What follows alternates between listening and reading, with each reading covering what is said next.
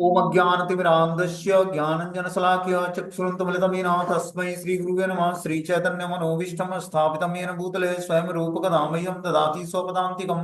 वन्देऽहं श्रीगुरु श्रीयुतपदकमलं श्रीगुरून् वैष्णवाचं श्रीरूपं साग्रजातं सगण रघुनाथान्वितं तं सजीवं साद्वैतं सावधूतं परिजनसहितं कृष्ण चैतन्य देवं श्रीराधा कृष्ण पादान सगण ललिता श्री विशाखान्विताश्च नारायणं नमस्कृत्यं नरं चैव नरोत्तमं देवीं सरस्वतीं व्यासं ततो जयमुदीरये सुनुतां स्वकथा कृष्ण पुण्यश्रवणकीर्तनं हृदयन्तस्तु भद्राणि विधनोति सुरसतां नष्टप्रायेषु भद्रेषु नित्यं भागवत सेवया भगवती उत्तम श्लोके भक्तिर्भवति नैष्टिकी तदा रजस्तमो भावः काम लोभादयस्य चेतरिति निरावृतं स्थित सत्य प्रसिद्धति एवं प्रसन्न मनसो भगवत भक्ति योगता भगवत तत्व विज्ञान मुक्त संग से जायते विद्यन्ते हृदय ग्रंथि छिद्यन्ते सर्व संशयं क्षीयन्ते चास्य कर्माणि दृष्ट्वा एवात्मनीश्वरे मुखं करोति वाचालं पंगुं लंघयते गिरिं यत्कृपातमं वन्दे परमानंद माधवं प्रह्लाद नारद पराशर पुंडरीकं व्यासम् अम्बरीश सुख सौनक विष्णुदालभ्यां रुक्मांग अर्जुन वसिष्ठं विभीषणादीनं पुण्यानि नामानि परं भागवत स्मरामि।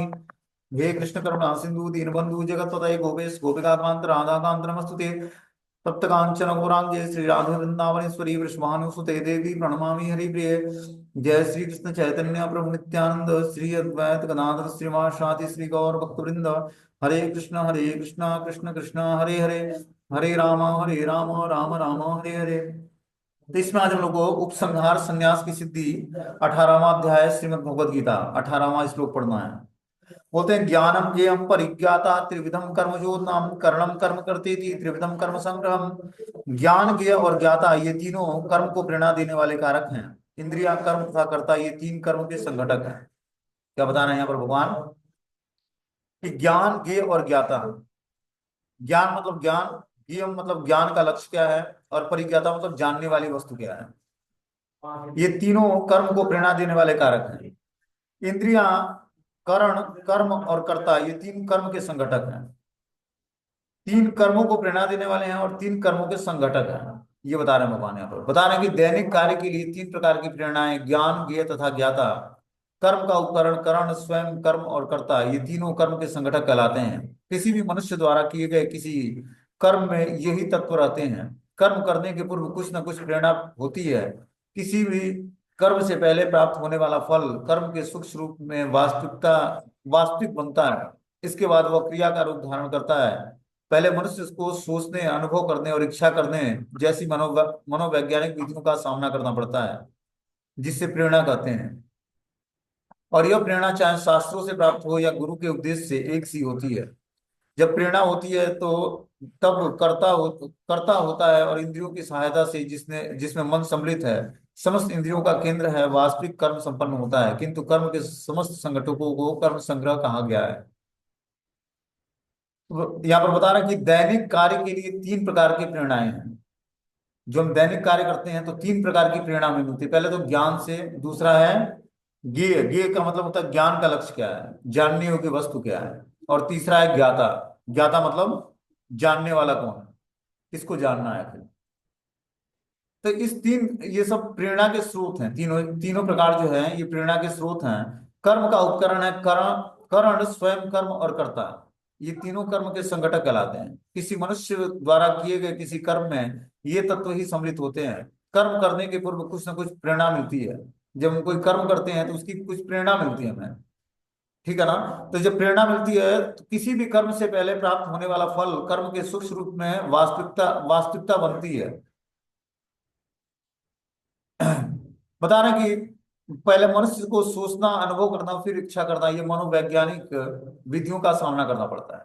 पहले हम लोग क्या करते हैं, पहले सोचते हैं। सोचने से पहले क्या होता है कि जो ज्ञानेंद्रियां हैं वो उस वस्तु की चाहत रखती हैं। जैसे मान लो कि नेत्र जो है सुंदर वस्तु को देखना चाहता है, ठीक है ना। तो इंद्रियों के अंदर चाहत उत्पन्न हुई कि हमें सुंदर नेत्रों से अपने सुंदर वस्तु को देखना है।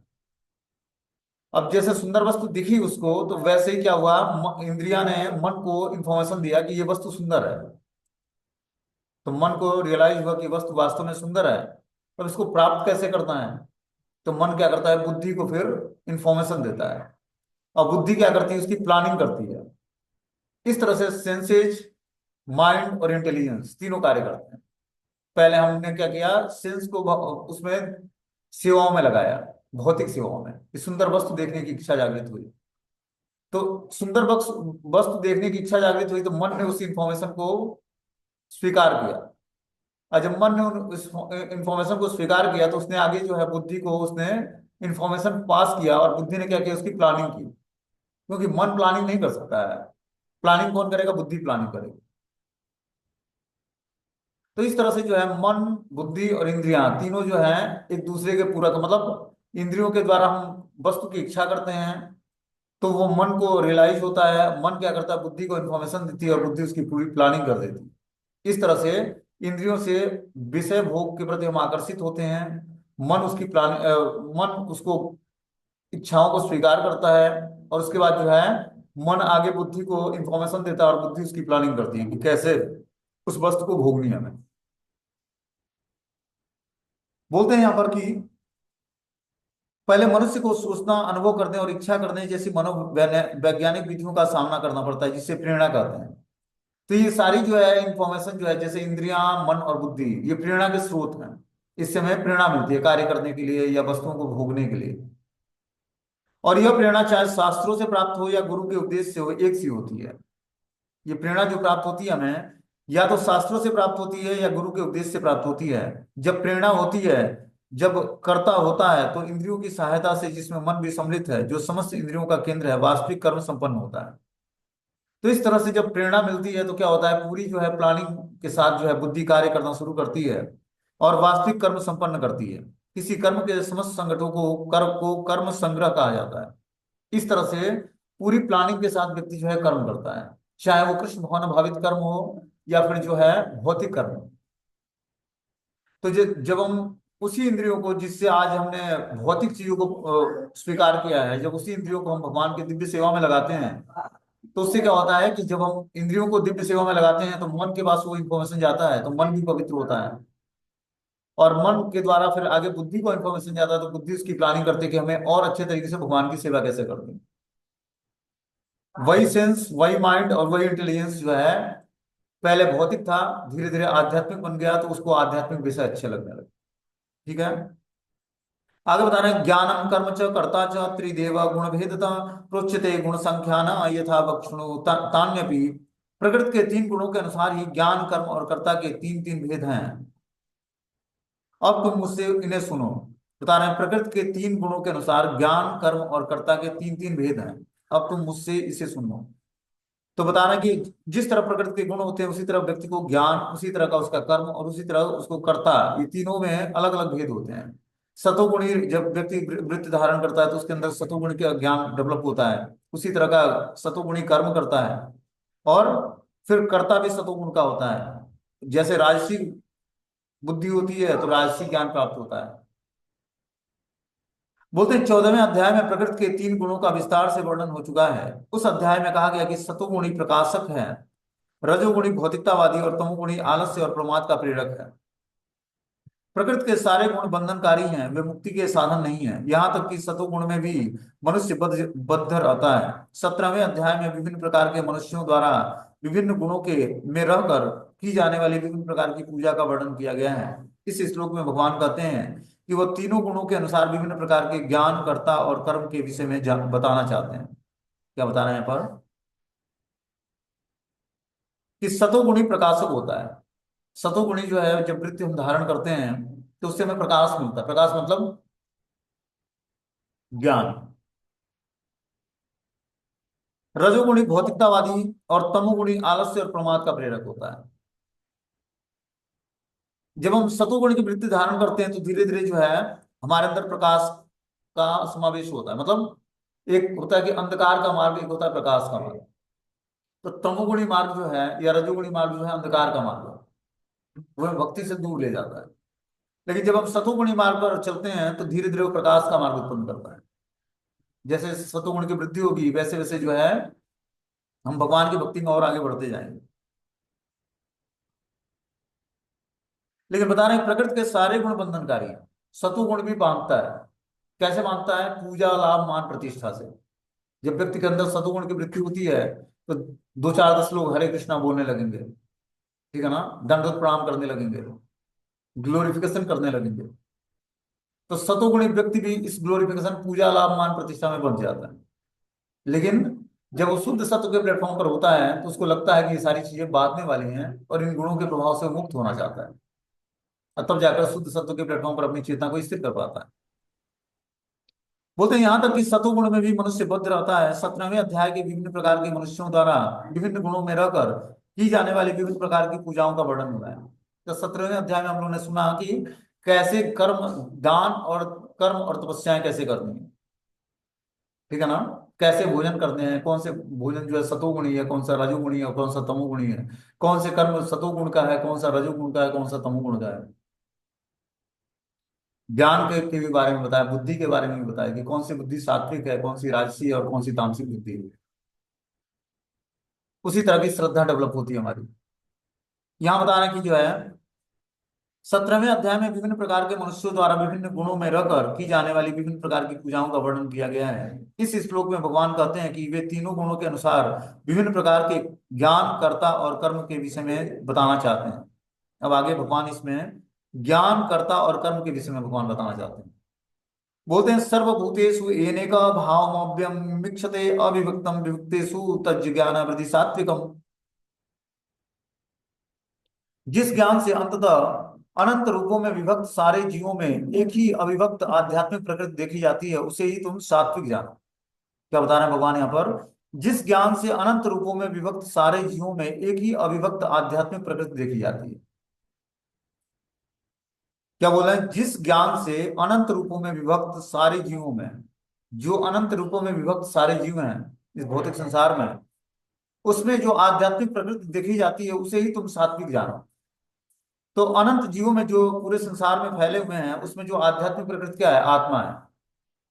जो उस स्वरूप को जानता है, आत्मा के स्वरूप को जानता है, वो सात्विक वृत्ति धारण करता है, तभी वो जान पाएगा आत्मा के वास्तविक स्वरूप को। बोल रहे हैं, जो व्यक्ति हर जीव में, चाहे वह देवता हो, मनुष्य हो, पशु पक्षी हो या जल जंतु और पौधा हो, एक ही आत्मा को देखता है, उसे सात्विक ज्ञान प्राप्त होता है। देखो जब तक हमें सात्विक ज्ञान प्राप्त नहीं होगा तब तक जो है हम हर जीव में भगवान का प्रेजेंस नहीं देख पाएंगे। इसके लिए हमें क्या करना पड़ेगा? शारीरिक लेवल से अपनी चेतना को ऊपर उठाना पड़ेगा। देखो ज्ञान इतना आवश्यक है कि बिना ज्ञान के जो है हम आध्यात्मिक जीवन का अनुशीलन नहीं कर सकते, आध्यात्मिक जीवन में अनुभूतियां इकट्ठा नहीं कर सकते, ठीक है ना। तो ज्ञान जब तक हम सुनेंगे नहीं तब तक अनुभूति नहीं होगी, और अनुभूति नहीं होगी तो हमें भक्ति का रियलाइजेशन नहीं होगा। जो जपा होगा हमारा मैकेनिकल हो जाएगा, कृत्रिम रूप से होने लगेगा। लेकिन जब हम ज्ञान को सुनते हैं, आध्यात्मिक ज्ञान को भगवत गीता और भागवतम के माध्यम से, तब हमें पता लगता है कि हमें हमारा वास्तविक डिस्टिनेशन क्या है, कहाँ कहाँ हमारी चेतना फंसी हुई है, ठीक है ना। तो यह बताना कि जो है जब तक मनुष्य हर जीव के अंदर भगवान का प्रेजेंस नहीं देख पाता, आत्मा को नहीं देख पाता, तब तक उसकी बुद्धि जो है सात्विक ज्ञान से प्राप्त नहीं होती है। समस्त जीवों में एक ही आत्मा है, यदि पूर्व कर्मों के अनुसार उसके शरीर भिन्न भिन्न होते हैं, जैसा कि 7वें अध्याय में वर्णन किया गया है। प्रत्येक शरीर में जीवनी शक्ति की अभिव्यक्ति परमेश्वर की परा प्रकृति के कारण होता है। उस एक परा प्रकृति, उस जीवनी शक्ति को प्रत्येक शरीर में देखना सात्विक दर्शन कहलाता है। यह जीवनी शक्ति अविनाशी है, भले ही शरीर विनाशशील हो। जो आपसी भेद है वह शरीर के कारण है, क्योंकि बद्ध जीव में अनेक प्रकार के भौतिक रूप हैं, अतएव जीवनी शक्ति विभक्त प्रतीत होती है। ऐसा निराकार ज्ञान आत्म साक्षात्कार का एक पहलू है। तो यहाँ पर भगवान बताना चाहते हैं कि जो है प्रत्येक शरीर में जीवनी शक्ति की अभिव्यक्ति परमेश्वर की परा प्रकृति के कारण होता है। परा प्रकृति क्या है? आत्मा। तो जीवनी शक्ति शरीर में जो है, जीवनी शक्ति का मतलब है जीवित अवस्था में तभी होती है जब इसमें शरीर में आत्मा होता है। शरीर से आत्मा निकल जाए तो शरीर का क्या होगा? शरीर डेड पड़ जाता है। और शरीर में आत्मा प्रवेश करते ही उसके अंदर कॉन्सियसनेस जागृत हो, चेतना जागृत हो जाती है।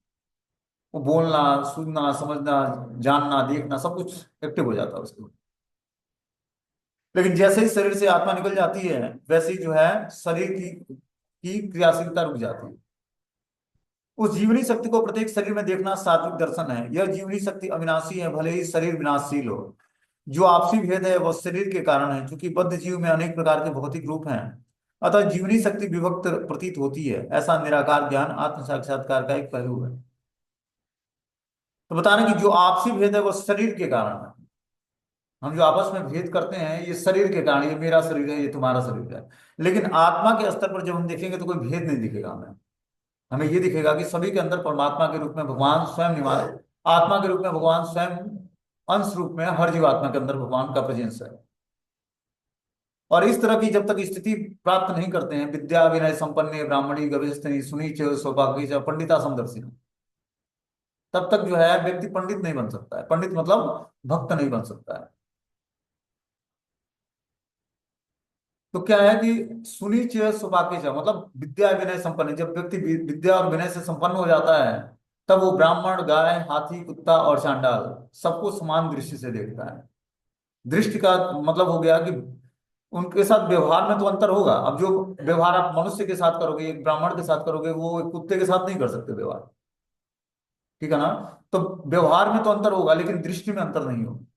दृष्टि में सबका सबके अंदर आत्मा का दर्शन होगा, परमात्मा का दर्शन होगा कि भगवान हर जीव आत्मा के अंदर खुद सूक्ष्म रूप में विद्यमान है। और इस तरह से जो है यही जो है आत्म साक्षात्कार का पहलू है। आगे बता रहे कि पृथक पृथक्त्वेन तु यज्ञाना नाना भावान पृथक विधान वेति सर्वेषु भूतेषु तज्ज ज्ञानावृत्ति राजसम। जिस ज्ञान से कोई मनुष्य विभिन्न शरीरों में भिन्न भिन्न प्रकार का जीव देखता है, उसे तुम राजसी जानो। क्या बोलते हैं? जिस ज्ञान से कोई मनुष्य विभिन्न शरीरों में भिन्न भिन्न प्रकार का जीव देखता है, उसे तुम राजसी जानो। राजसी जब बुद्धि होती है तो हर शरीरों में भिन्न भिन्न प्रकार का जीव दिखता है, लेकिन जब सात्विक बुद्धि होती है तो सब में परमात्मा आत्मा का दर्शन होता है। यही राजसी बुद्धि और सात्विक बुद्धि में अंतर है।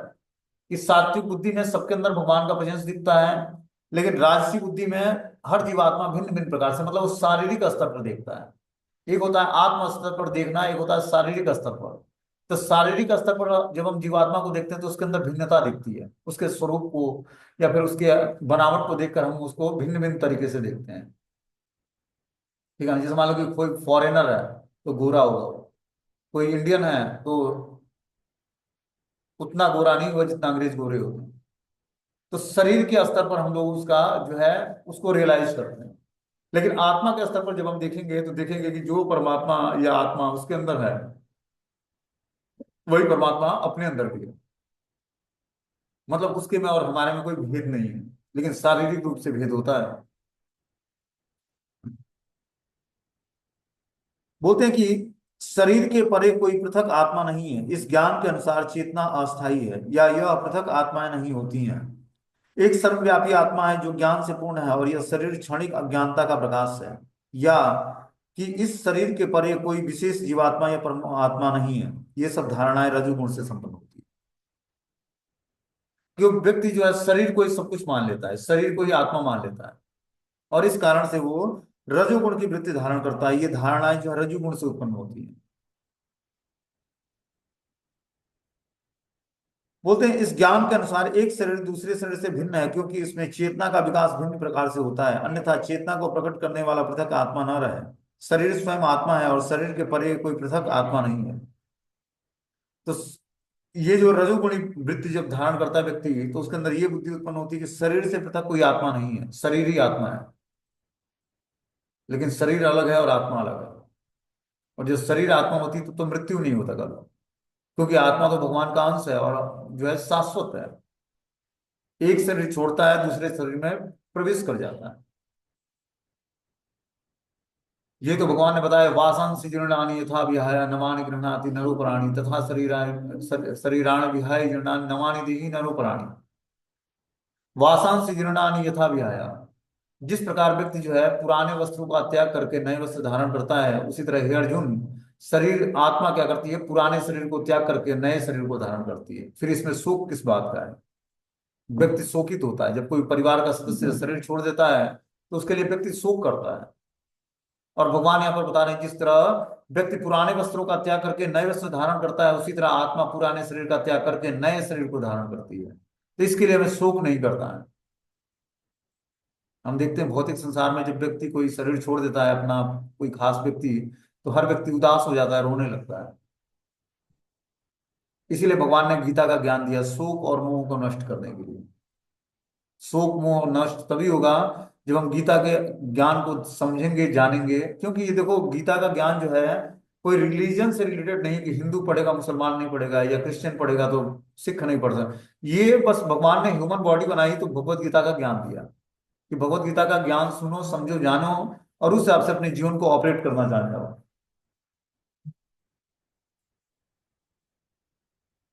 आगे इसमें बता रहे हैं कि जो है यत्यु कृष्ण वदेकस्मिन् कार्ये सप्तम हेतुकम अत्वार्थो बदल्पम च तत्ताम समुदाहृतम। और वो ज्ञान जिससे मनुष्य किसी एक प्रकार के कार्य को जो अति तुच्छ है सब कुछ मानकर सत्य को जाने बिना उसमें लिप्त रहता है वो तामसी कहा जाता है। वह ज्ञान कौन सा ज्ञान तामसी कहलाता है जिससे मनुष्य किसी एक प्रकार के कार्य को अति तुच्छ है सब कुछ मानकर सत्य को जानने बिना उसमें लिप्त रहता है कि तुच्छ कार्यों में उसको सत्य मान बैठता है। जैसे व्यक्ति जो है जब तामसिक वृत्ति धारण करता है तो उसके जीवन का मात्र एक उद्देश्य इंद्रिय तृप्ति होती है कि सेंसेस को सेटिस्फाई करना है और उसी को वो सत्य मान लेता है कि मनुष्य जीवन का उद्देश्य क्या है इंद्रियों को सेटिस्फाई करना। अब इन किन प्रकार प्रकार जो है मन और बुद्धि और इंद्रियों को क्या करना है तामसिक बुद्धि होने के कारण वो तमस भरे सारे कार्य करता है या तामसिक चीजों को स्वीकार करता है। बोलते हैं सामान्य मनुष्य का ज्ञान सदैव तामसिक होता है क्योंकि प्रत्येक बद्ध जीव तमोगुण से ही उत्पन्न होता है। जो व्यक्ति प्रमाणों से या शास्त्रीय आदेशों के माध्यम से ज्ञान अर्जित नहीं करता उसका ज्ञान शरीर तक ही सीमित रहता है। तो जब तक हम प्रमाणिक स्रोतों से या शास्त्रों के आदेशों के माध्यम से ज्ञान अर्जित नहीं करेंगे तब तक हमारा ज्ञान शरीर तक सीमित रहेगा। जैसे मान लो कि जब तक हम लोग भक्ति में नहीं जुड़े थे तब तक कौन जानता था कि शरीर और आत्मा का ज्ञान अलग अलग होता है और जो है शरीर के धर्म अलग होते हैं आत्मा के धर्म अब जो एक भौतिकतावादी व्यक्ति है जैसे मान लो परिवार का कोई सदस्य जो भगवान की भक्ति से नहीं जुड़ा है या भगवत गीता का ज्ञान नहीं सीखा उसने उससे पूछो कि शरीर क्या है आत्मा क्या है शरीर का धर्म क्या है आत्मा का धर्म तो उसको नहीं पता है क्योंकि ऐसा ज्ञान तो कहीं पढ़ाया नहीं जाता शरीर और आत्मा का ज्ञान। बता रहे हैं कि उसका ज्ञान शरीर तक ही सीमित रहता है उसे शास्त्रों के आदेशानुसार कार्य करने की चिंता नहीं होती है इसके लिए धन ही ईश्वर है और ज्ञान का अर्थ शारीरिक आवश्यकताओं की तुष्टि है। तो जो व्यक्ति भौतिकतावादी है उसके लिए जो है धन ही ईश्वर है उसका जो धन देता है वही उसका भगवान है। लेकिन हमें क्या बताया जाता है कि हमें कर्म तो करना है लेकिन कर्म के परिणामों से लिप्त नहीं होना है और कर्म इस भावना से करना है कि जिस कार्यालय ऑफिस में या बिजनेस में हम अपने क्लाइंट से या बॉस से डीलिंग करते हैं वो भी भगवान का दास है और हम भी भगवान के दास हैं। भगवान ने हमें सेवा दी है कि उसके ऑफिस कार्यालय में जाकर काम करो जो धन मिले उससे हमारी सेवा करो। तो भगवान ने फैसिलिटी दी है और गलती से हम उसी को बॉस मान लेते हैं जिसके अंडर गाइडेंस में हम लोग सेवा करते हैं उसी को अपना भगवान मान लेते हैं क्योंकि ये हमारा भरण पोषण करने वाला व्यक्ति है और यही गलती है। यही तामसिक बुद्धि है। बोलते हैं उसका ज्ञान शरीर तक ही सीमित होता है उसे शास्त्रों के आदेशानुसार कार्य करने की चिंता नहीं होती है। उसके लिए धन ही ईश्वर है और ज्ञान का अर्थ शारीरिक आवश्यकताओं की तुष्टि है। ऐसा ज्ञान का परम सत्य से कोई संबंध नहीं होता है। यह बहुत कुछ साधारण पशुओं के ज्ञान या खाने सोने रक्षा करने और मैथुन करने का ज्ञान होता है। ऐसा ज्ञान को यहाँ पर तमोगुण से उत्पन्न बताया गया है। दूसरे शब्दों में इस शरीर से परे परे आत्मा संबंधी ज्ञान सात्विक ज्ञान कहलाता है। तो बता रहे हैं यहाँ पर कि ऐसे ज्ञान का परम सत्य से कोई संबंध नहीं है जो तामसिक ज्ञान है। यह बहुत कुछ साधारण पशुओं के ज्ञान या खाने सोने रक्षा करने और मैथुन करने के ज्ञान जैसा होता है। जो भौतिकतावादी ज्ञान है वो बेसिकली खाने सोने रक्षा करने और मैथुन करने का ज्ञान प्रदान करता है। इस ज्ञान को यहाँ पर तमोगुण से उत्पन्न बताया गया है। दूसरे शब्दों में इस शरीर से परे आत्मा संबंधी ज्ञान सात्विक ज्ञान कहलाता है। जिस ज्ञान से लौकिक तर्क तथा चिंतन द्वारा नाना प्रकार के सिद्धांत तथा वाद जन्म लेते हैं वह राजसी कहलाता है। क्या बता रहे हैं यहाँ पर कि इस शरीर से परे आत्मा संबंधी ज्ञान सात्विक ज्ञान कहलाता है। जिस ज्ञान से लौकिक तर्क तथा चिंतन द्वारा नाना प्रकार के सिद्धांतों तथा वाद जन्म लेते हैं वह राजसी कहलाता है और शरीर को सुखमय बनाए रखने वाले ज्ञान को भी तामसी कहा जाता है कि वो ज्ञान जो शरीर को सुखमय बनाने के लिए है वो भी तामसी ज्ञान कहलाता है। लेकिन सात्विक ज्ञान और राजसी ज्ञान क्या होता है हमें धीरे धीरे आत्म स्तर तक उठाकर स्थिर करता है। लेकिन वही तमोगुणी बुद्धि जो है शरीर को सुखमय बनाने के लिए ज्ञान जो है तामसी कहलाता है। जो ज्ञान हम शरीर को सुख प्रदान करने के लिए अर्जित करते हैं, वो ज्ञान तामसी बताया गया भगवत गीता में। आगे बता रहे कि नियतम संगरहितम राग द्वेषम कृतम अफलम प्रेप्सुना कर्म यत्य सात्विक मुच्यते। जो कर्म नियमित है, जो आसक्ति राग और द्वेष से रहित कर्म की चाह के बिना किया जाता है, वो सात्विक कहलाता है। क्या बता रहे हैं यहाँ पर कि जो कर्म नियमित है और जो आसक्ति राग और द्वेष से रहित कर्म फल की चाह के बिना किया जाता है, वो सात्विक कहलाता है। ठीक।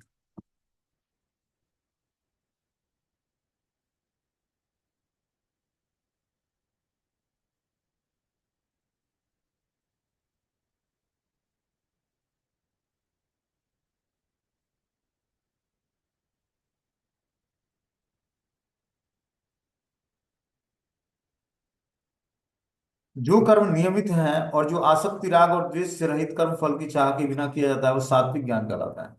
तो ऐसा बता रहे हैं कि जो कर्म नियमित है, नियमित कर्म कौन सा है? जैसे हम लोग रोज जो है स्नान करते हैं, भगवान की पूजा करते हैं, मतलब श्रद्धा पूर्वक नाम जप करते हैं, और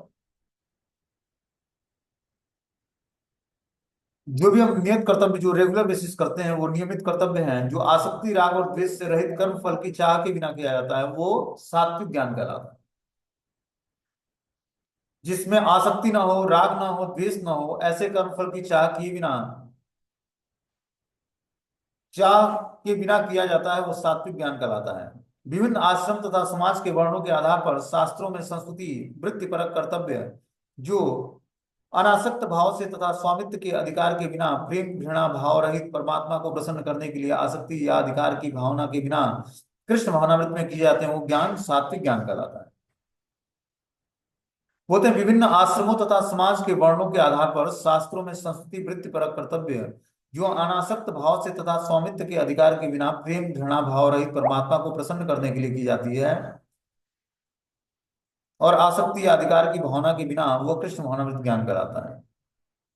तो हमें वर्ण और आश्रमों के आधार पर शास्त्रों में जो सुस्थिति वृत्ति पर कर्तव्य है, उसमें बिना अनासक्त भाव के और स्वामित्व के अधिकार जताए बिना प्रेम घृणा भाव रहित परमात्मा को प्रसन्न करने के लिए आसक्ति या अधिकार की भावना के बिना कृष्ण भावनामृत में किए जाने वाले सात्विक कहलाते हैं। तो इस तरह से जो है हम जो है बिना प्रेम घृणा भाव रहित परमात्मा को प्रसन्न करना चाहते हैं, तो हमें अनासक्त भाव से और वृत्ति परक कर्तव्य को करने होंगे। और इस तरह से स्वामित्व के अधिकार के बिना प्रेम घृणा भाव रहित परमात्मा को प्रसन्न करने के लिए आसक्ति या अधिकार की भावना के बिना कृष्ण भावनामृत में किए जाने वाले कार्य सात्विक कहलाते हैं।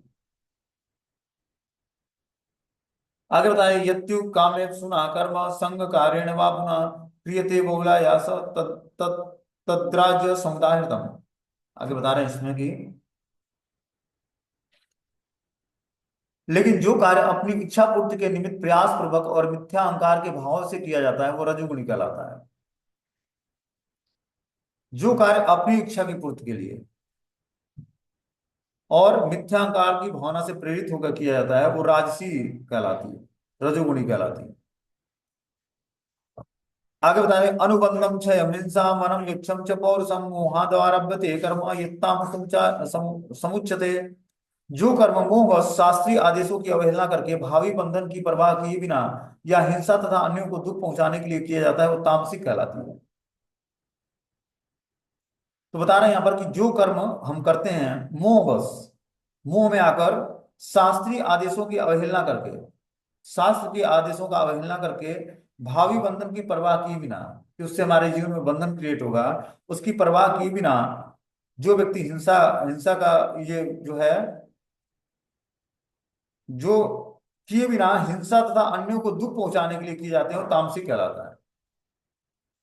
मतलब वो जो कार्य अच्छे इंटेंशन से नहीं किया जाता है, ठीक है ना, और शास्त्रीय आदेशों की अवहेलना करके भावी बंधन की परवाह किए बिना जो कर्म किया जाता है, वो तामसिक कर्म कहलाता है।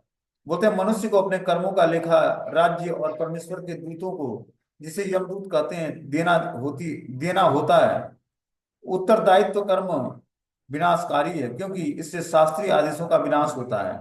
यह प्राय हिंसा पर आधारित होता है और अन्य जीवों के लिए दुखदायी होता है।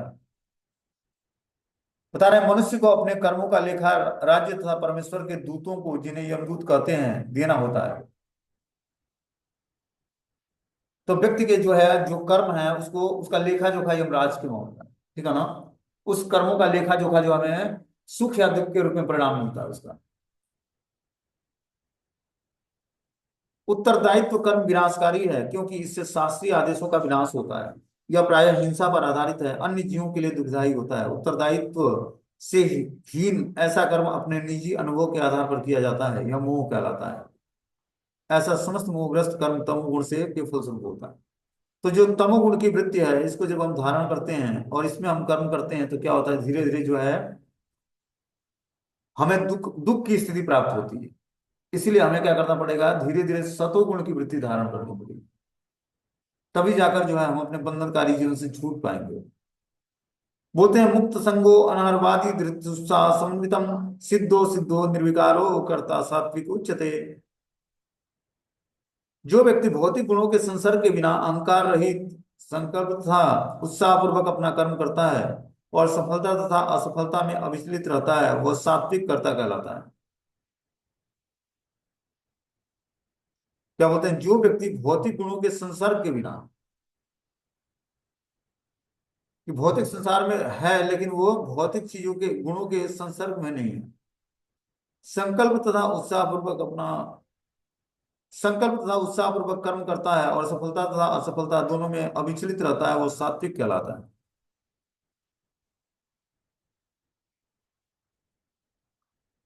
तो ऐसे कर्म जो सात्विक कर्म होते हैं, बता रहे हैं यहाँ पर कि जो है भौतिक गुणों के संसर्ग के बिना अहंकार रहित संकल्प तथा उत्साह पूर्वक अपना कर्म कर्म करता है और सफलता और असफलता में अविचलित होता है। ऐसा कर्म जो है सात्विक कर्ता कहलाता है। बोलते हैं कि कृष्ण भावनामय व्यक्ति सदैव प्रकृति के गुणों से अतीत होता है, उसे अपने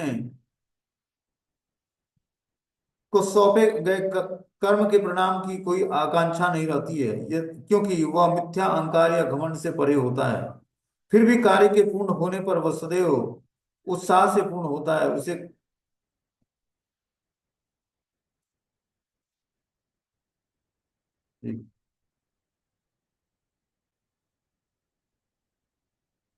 बोलते हैं, कृष्ण भावना भावित व्यक्ति सदैव प्रकृति के गुणों से अतीत होता है।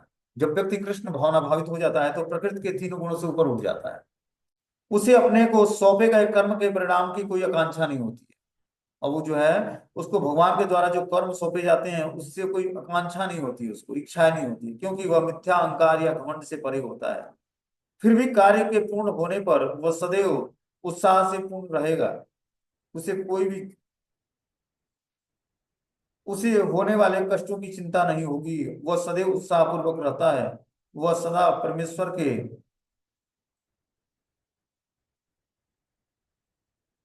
तो वह सदैव उत्साह पूर्वक रहता है। वह सफलता या विफलता की परवाह नहीं करता, वह सुख दुखों में संभाव रहता है, और ऐसा करता करता जो है सात्विक कहलाता है। तो यहाँ पर सात्विक कर्ता का उदाहरण दिया गया है कि जो है, जब व्यक्ति सफलता और विफलता की परवाह नहीं करता है और अपना नियत कर्तव्य करता है, वह सुख और दुख में संभाव रहता है, ऐसा करता जो है सात्विक कहलाता है। तो हम देखते हैं कि जो है